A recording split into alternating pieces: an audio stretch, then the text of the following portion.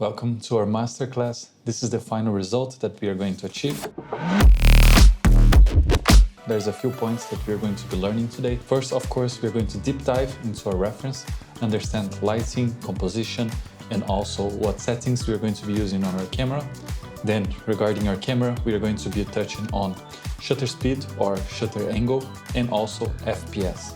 Then we come to After Effects, where we are going to be learning how to do the Rotobrush part, how the FPS affects our VFX work, and also how to fake motion blur inside After Effects. We bring our footage to Blender and we go over how to create a realistic scenario to achieve the results that we want. So let's start.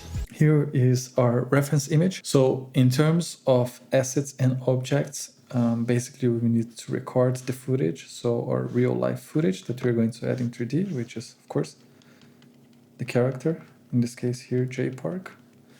We will need this cool glass, and I actually want to test this new plugin that I bought on Blender Market that is supposed to give some really nice acoustics on our glass material. We will need some sort of puddle and a ground. So in this case, this is like a wooden ground. I'm actually not going to replicate this. I want to change that a little bit. And we also have here in the background this really nice orange with cyan bouquet that we are also trying to replicate, but changing a little bit the colors. We just want to do like a literal copy of this image. In terms of the lighting, which is important here, we see that we have a really soft light, and we have some points where this light is stronger here in the nose, a little bit here in the chin, and also a little bit here. This is probably just the light coming here and bouncing back on this area here. Of course, here I do believe that there is a bit of post-processing or a lot of makeup that makes everything really even, so it makes it even softer. But in general, I would suppose that we have a 2:1 contrast ratio between the regular tones, like the part with the fill light, and also this main area, the key light. We also see the shape of this key light here, and we also see that it's not that strong. Here, the same thing. And here in the reflection, we kind of see the light, but it does makes it look like some kind of window, which is quite nice also. And then we have here, so it's probably something like this that we have. And this wet part of the surface is reflecting it and showing us the shape. We have a lot of the lights coming here. It's kind of like a nice light wrap that we have around the glass, which I think looks really cool. And also, of course, we have some of the hair here behind the glass, and I think it's going to be nice for us to do the same, because that will help us to sell out the idea that our environment is not 3D and is actually a real life environment. One more thing is in terms of the focal length that we have here.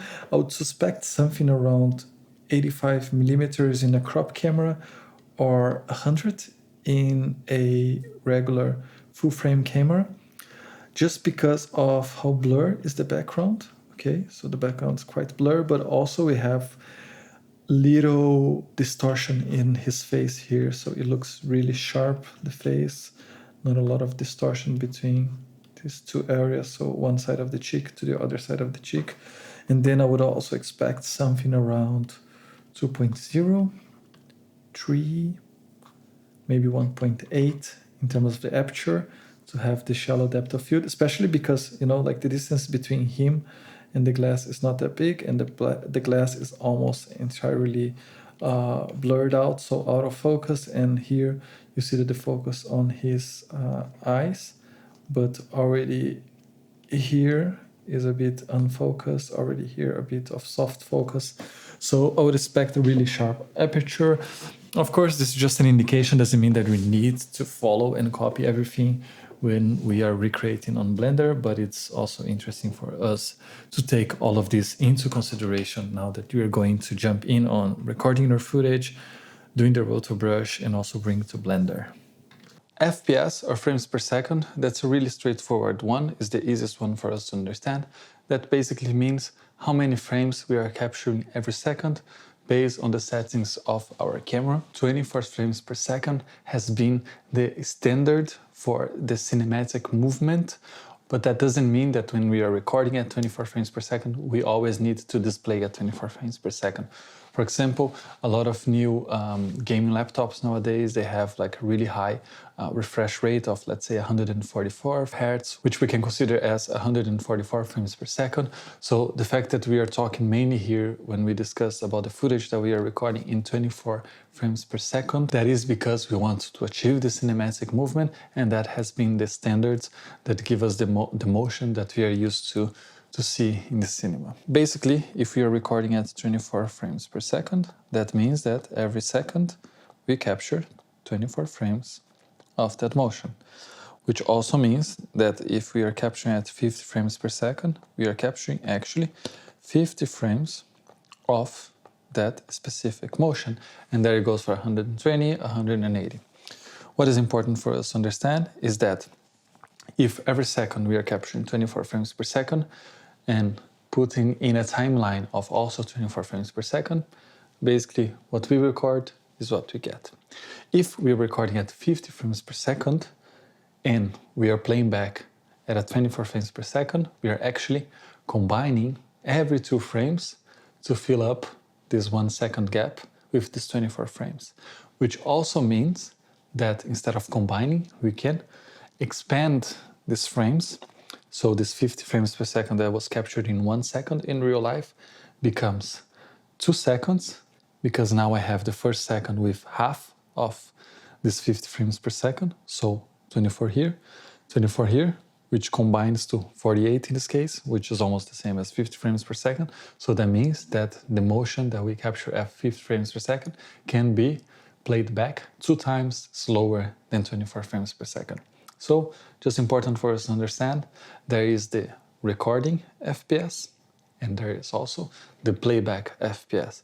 If we have 50 frames per second and we play back in a 50 frames per second monitor with a 50 refresh rate, we are going to see the same second with all the 50 frames that we captured, which is going to lead, like I said before, to a motion that is not the cinematic motion that we are used to. In the end, it's just important for us to understand what is the place where we are going to be showing our footage and what we are trying to achieve. And in our case here specifically is a more cinematic type of image. So now the difference between shutter speed and shutter angle is really important for us to basically understand, because each camera, or depending on which camera you are using, you're going to have one or the other. Okay, the more photographic type of cameras, you have shutter speed.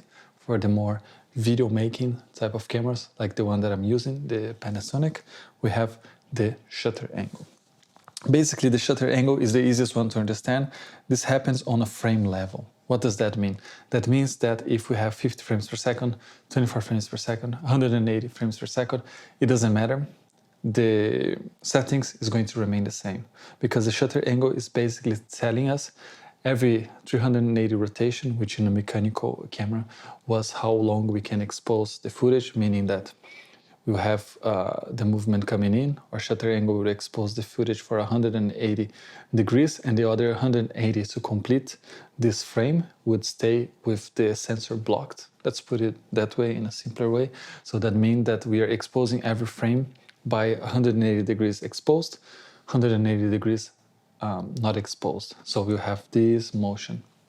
That is also the motion that we use to capture the motion blur for the cinematic movement. If we want to stay with the shutter open for 380 degrees, that will be impossible in these mechanical cameras, but now in the digital ones, that is possible, but that means that we stay with the sensor open all the time during that motion, okay? And then if we have, let's say, 19 degrees, we stay open for 90 degrees and all the rest is closed.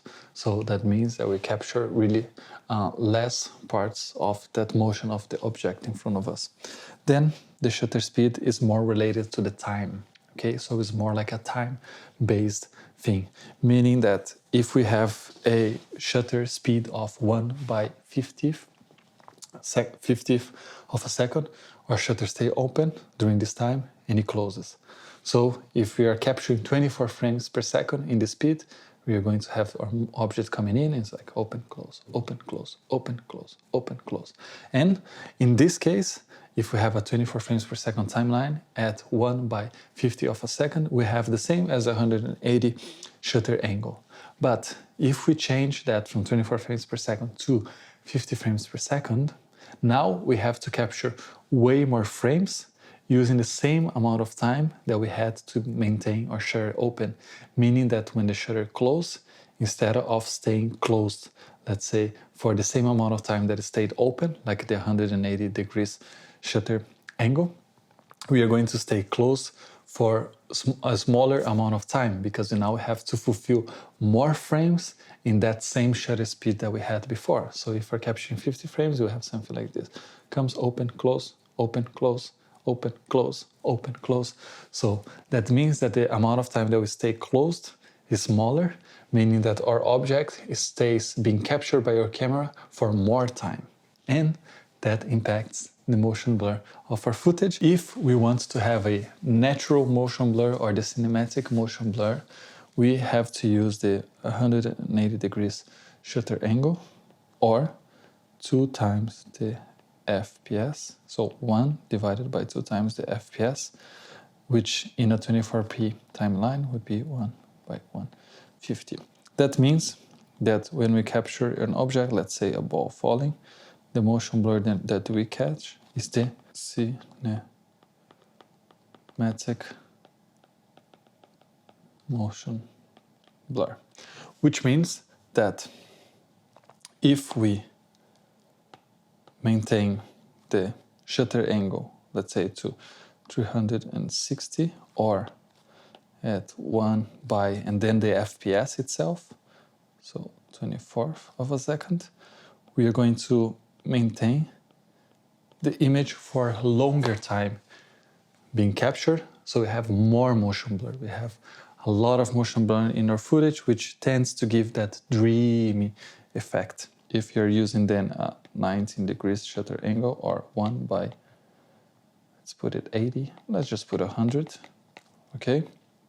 Then we are going to capture our image, or our image is going to be exposed for way less time, so we have less motion blur and more like a sharper image. Which, for example, if compared to the cinematic motion blur, we lost a bit of this creamy look, of this creamy motion that we are used to see in the cinema. So we do get a sharper image, but it's a bit more stuttered, the movement. And we tend to see that as unnatural. So it is important for us to understand that, because this has a directly impact in the frames per second that we are choosing, and which shutter angle and shutter speed we are using, and how we are displaying this. Okay, 1 second, everything makes sense. So let's imagine that we are capturing at a 24 FPS, okay, in 180 degrees, and we are displaying at 24 FPS.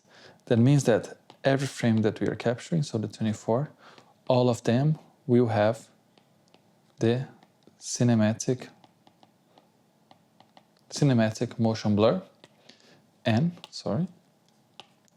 when we display that at 24 frames per second in our Premiere timeline, or when we export to YouTube, we are also going to be playing in this cinematic motion blur.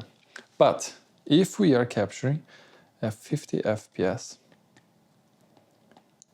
with 180 degrees, which for example in this case would be 1/50, here 180 degrees for 50 FPS, 1/100th of a second, and we are displaying at 24 frames per second without slow motion, okay? We are trying to just push our 50 frames per second into a 24 frames per second with regular speed. That means that we are not going to get the cinematic motion blur. And why is that? Every frame of these 50 frames that we capture has the cinematic motion blur. That it has. So far, no problem. But then, when we are pushing these frames to a 24p timeline, that means that we are combining every 2 frames. And then when we are combining these two frames together to play back in a 24 frames per second timeline, we are actually playing with this dreamy motion blur. Dreamy motion blur. Which means we are playing it back with this 360 degrees. Of course, if we are doing the slow motion, then we are stretching the frames and not combining them, then we have the cinematic motion blur. But if we don't plan to do slow motion and we record this way, and we are not deliberately choosing to have this dreamy motion blur, we are not going to get the cinematic movement that we want. This is going to have a huge impact in our VFX work and the work that we are doing on Blender and After Effects. So, for example, if we know that we are going to be doing a lot of Rotobrush, it's better for us to record with a 90 degrees shutter angle, or if we are in a shutter speed camera at 1/100, because we are exposing the movements of the image for less amount of time. We are getting sharper images. We are, of course, losing the motion blur, this cinematic motion blur, but we can fake motion blur on After Effects by using the time warp effect, but we cannot undo the motion blur that we captured in camera. So in this case, we capture with this 90 degrees shutter angle. We do the Rotobrush easier because everything is sharp, we have less motion blur there, and then we fake this motion blur on top, and then we have our footage, let's say, combined on Blender, or we want to use our footage that is sharp on Blender, and then Blender takes care of the movement of a virtual fake camera, creates this motion blur for us. So it's really important for us to decide, do I want to have slow motion? If I don't want to have slow motion and I still want to capture at 50 frames per second, I need to adapt my shutter speed. If I'm going to do a lot of Rotobrush, maybe it's better to do a 50 frames per second with 90 degrees shutter angle, so I have more frames and also sharper frames to use on my post-production. And then if I just want to record directly in camera, push to my timeline, don't worry about anything, just 24 FPS, 180 degrees, and you're good to go.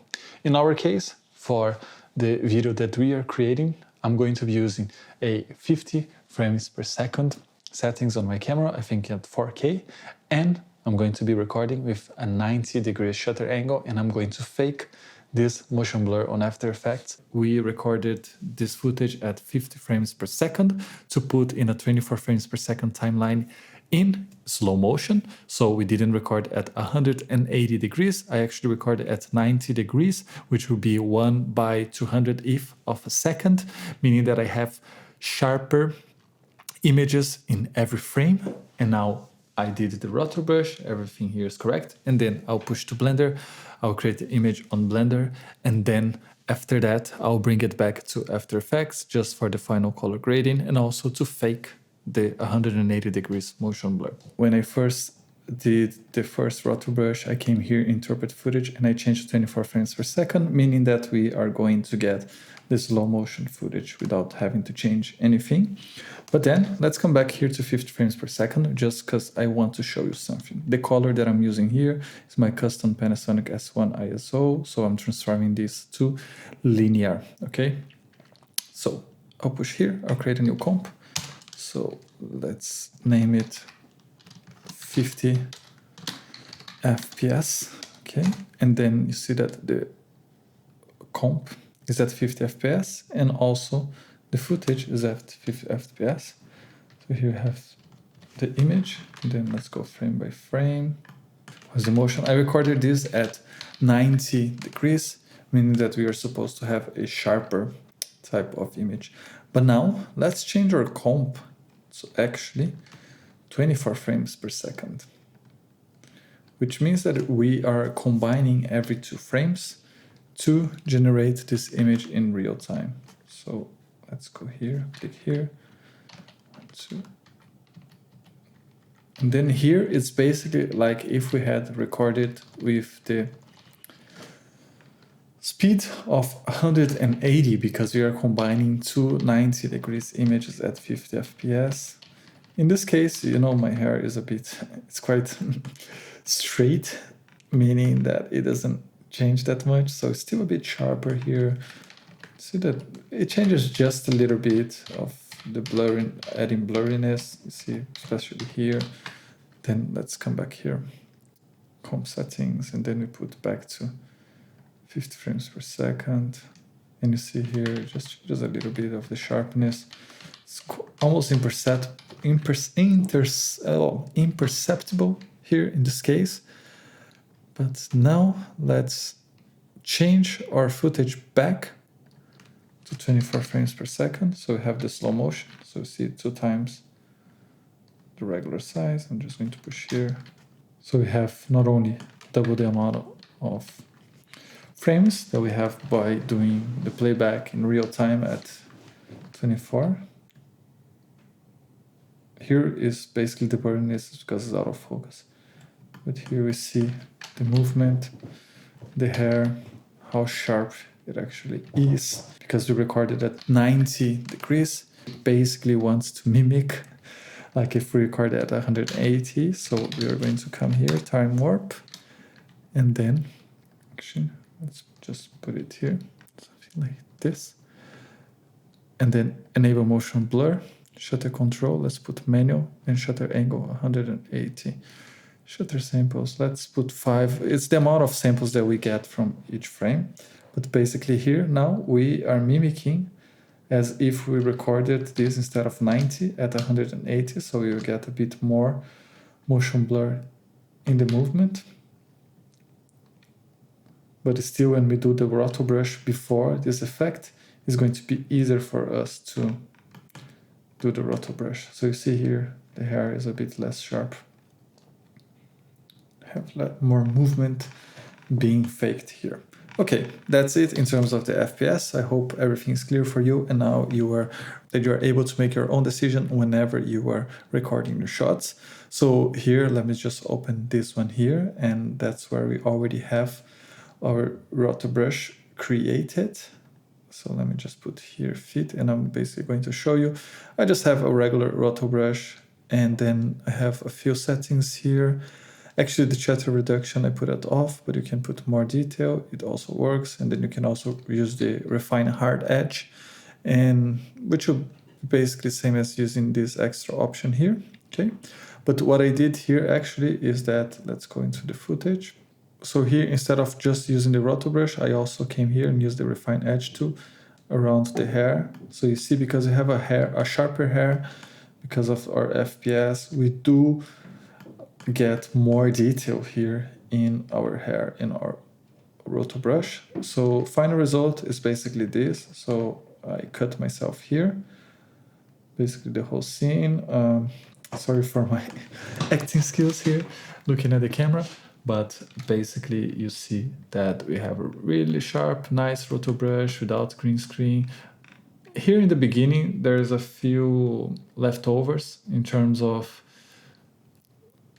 this blurriness that we have here around the hair. So this area here, I could potentially just come here with a paint tool or redo the refine edge tool. But for our purposes, and also because this is going to be near the floor that we are creating in 3D, we are not even going to see that. Let's take a look now here on our scene on Blender. So you see here that I brought my footage from After Effects, and you see here basically how it is placed, okay, more or less like this. So it's just image as plain. I didn't use F-Spy or anything like that. Was not necessary in this case. Then you see it's just regular image, color space linear, because I did the linearization inside After Effects, amount of frames, and then I'm pushing here on the emission. And the emission basically you can use to dial in a little bit of the exposure of the image. But more than that, here in this case, if you quickly see the blacks here and the black of my t-shirt and my hair, it's a bit too grayish. So one of the easiest ways to fix that, so you don't have to waste a lot of effort on After Effects, is just to bring it down here till it matches more or less what you have in the picture. So let's put it something like this, and that should be good. Here we have a glass which is quite interesting. I'm going to show you in a little bit more about this. We have a regular PBR material off the floor. Basically, how I did this was, if you saw one of my previous videos that is talking about having the best quality of your ground material and at the same time maintaining a good amount of verts. Basically, I did the same thing here.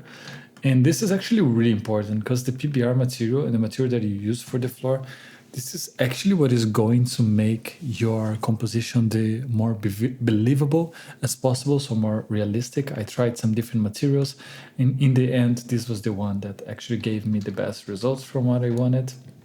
Also, I have this node called puddles that are from tutorial by Blender Guru, where he talks about it. Basically, just a puddle that has a texture here. Let's come here to vertex paint. And you see, let's come here. You see that I have here the vertex paint on this area, in this plane that I added here with this puddle. So you can go and watch his video in case you want to do something similar. And then in the background, I just have this AI generated image of some lights to give some kind of bokeh. But in the end, I pushed my camera so low that I couldn't see much of that. So this is the rendered view. And then, of course, I'm using Photographer add-on. This add-on, I really like to use it. It helps me a lot to nail down the exposure that I want. In this case, exposure almost the same. And then I have to actually, in the rendering tab, composition, I would have to add an exposure here to compensate, because this exposure here, this changes of exposure, that is the same as manually changing here. It doesn't get embedded in the EXR file. So you kind of have to do it either here or then. The way I do it is that I tweak here, I find the perfect exposure here, and then on After Effects, I just match this value with the exposure effect there. But also I'm using this depth of field here, and that's one of the reasons why I'm using the exposure here, is that basically I'm trying to match more or less with the depth of field that we saw in our reference photo, okay? And here we can also play a bit with camera post effects. I like to do that on After Effects. So I'm not going to be doing here. Also the focus, here in this case, I just did a AF track and I selected my face here. And then during the whole camera movement that you see, it's quite easy, just a linear movement. Sorry, actually, this file is not the final file, but I just came here, I did location rotation, and then here, then went a little bit up like this, and then location rotation, and then you see here that if I push focus, AF track, click on my face, it adds this box that stay there that is used as the autofocus, and then my face is focused all the way through, so that's quite nice. Here I also like, whenever I'm doing camera, to just do a linear interpolation and also to add some camera shakify. Here in this case, camera. Actually, I want to use the icon gravel, and then let's put influence 0 something really small, just a little bit of shake. This add-on is from Ian Hubert's Patreon. Yeah, well worth it. And then here we have basically the movement and the whole composition. And then finally this glass. Actually, I wanted to try this plugin that I got that is supposed to give some causticus to your objects, which is actually really, really nice. Here I just use a preset that they have, but here you can basically play around with, let's say, dispersion. So see, you put it up and you have dispersion effect. This is too much, of course. You can dial down if that's what you want in your glass. In my glass, basically, I just have a little bit of thin film, okay, not much. And then mostly it's just caustics, which makes the glass looks really, really nice. That's basically it in a nutshell. So the scene is quite simple. So you see, it's just me here added the PBR with this motion blur and the, sorry, not motion blur, but depth of field and focus here. It helps a lot to sell the realistic cinematic look that we want for this image. Also the glass with the caustics helps a lot. And then here I just have to kind of adapt for the blacks to match the blacks on my scene. In this case, I still think it's a bit too bright, so push it a little bit more. And then basically when you push on After Effects, it's mainly just post-processing, changing a little bit the color, adding some grain, some halation, and some things like that. But that should be enough for us to already have a nice result. Just move the glass a little bit, have this cool, nice reflection here. That would be nice actually to have. And yeah, but of course here we put the puddle here already, so it doesn't make much sense. So that's basically it for our setup. Of course, there's still a bit of the post-production, but this is quite simple one, and I can create a video specific for that. So if you are interested, please let me know about that. Other than that, I have already finished my next tutorial, which is basically going to be about putting our glass on fire. So really excited for this one. This is going to be a nice one, so don't forget to subscribe so you do receive a notification when the new one comes in. And that's it for now. I'll see you on the next one.